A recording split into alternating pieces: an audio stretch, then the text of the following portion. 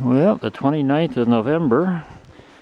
It looks like winter has set in. We got a few inches of new snow here.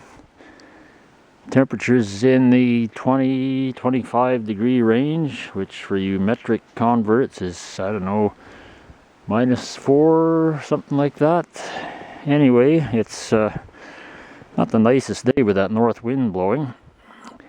The Mercury won't be coming out to play today. But in other news, I have a pair of new Napa shock absorbers for the rear of the car. I could live with the ride as it was with pretty much no rear shocks, but I was a little concerned about the safety of that nice new brake hose I put on last spring. With no shocks, this rear axle can bounce up and down to the point that it hyperextends, and the original hose was ripped off because of that. So I figured invest a little bit in new shocks and save replacing the hose again. Anyway, I'm not going to record the entire sequence of replacing the shocks because I work so slow that even if we played the video and fast forward, it'd put you to sleep. So I'll take a few shots here and there at various points in the process, assuming it actually goes well. Just as an aside, I removed one of the rear bumperettes to clean it up, and that's an example of the Korean War chrome, as they called it. Cars produced in 1952 had a very thin layer of chrome due to the shortage of certain metals required in the chrome plating process. I can't remember exactly what they are, but I'm sure if you do a search on Google, it'll all be there. Anyway, that's an example of some of the worst. Most of the chrome on this car has survived surprisingly well for I don't know, 50, 60 years of outdoor sitting. Little bit of burn off here from the exhaust, but other than that, can't complain. This piece here, I don't know what I'm going to do. I don't think I'll be sending it to a re-chromer.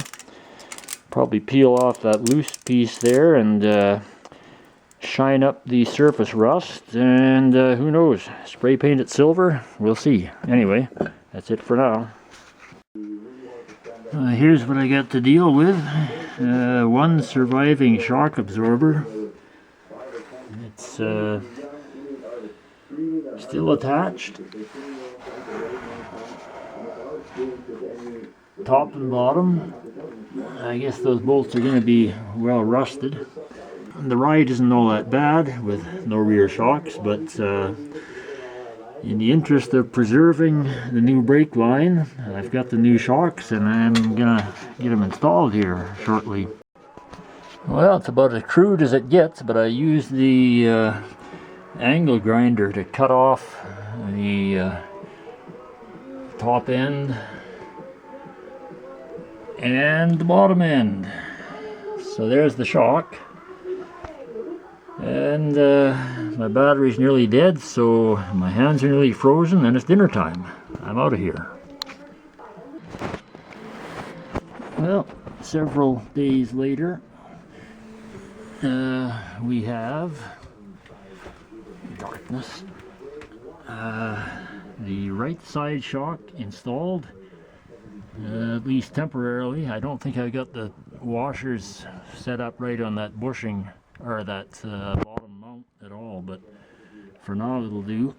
On the left side, I'm dealing with a broken off lower shock, and it's looking like I'm going to have to use the side grinder to cut the top off and drive it through, because the threads on the nut and bolt are just rusted beyond any point of loosening. So out comes the grinder.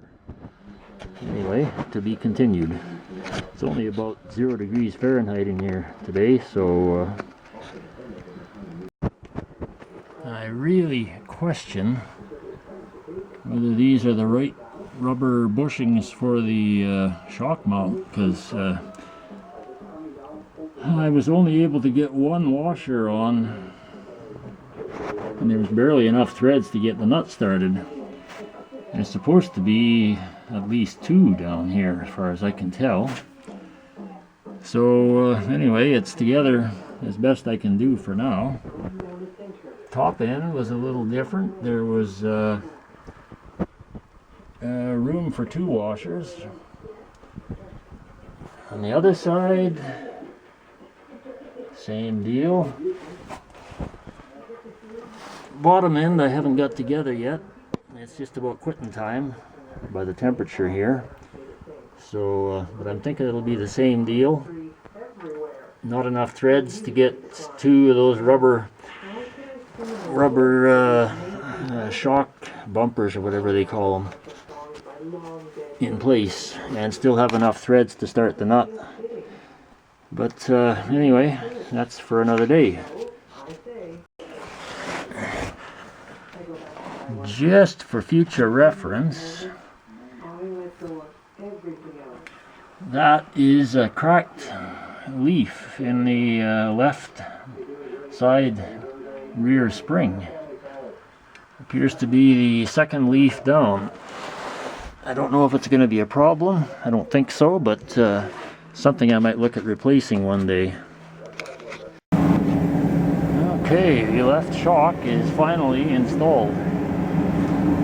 I'm not really satisfied with that rubber bushing placement, but there's just no way to get more than two washers on. There's not enough thread on the bolts to get it started.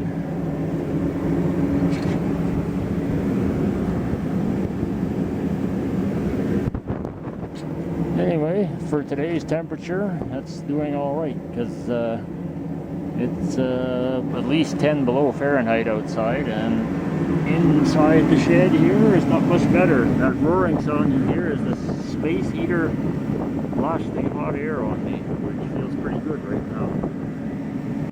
Anyway, I think I will call it a day. Road test to follow.